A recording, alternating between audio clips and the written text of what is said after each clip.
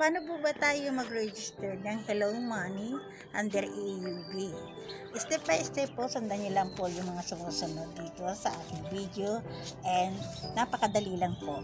First, mag-download lang po kayo ng application, then ito na po ang lalabas. Click nyo.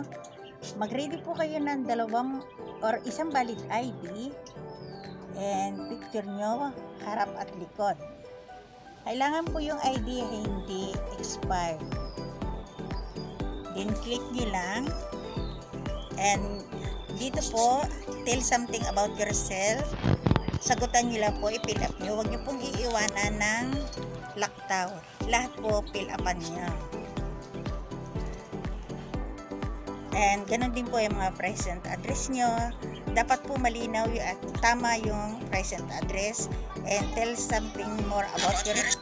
And dito po kayo ay mayroong video, short video lang about yourself. And then, next po magsisignature po kayo dito. And submit. And ganun na po, approve na po. Maghihintay na lang po tayo ng email for approval para kumuha na po tayo ng ATM. So, sa next episode po, part 2, may ATM na po akong i-upload sa inyo.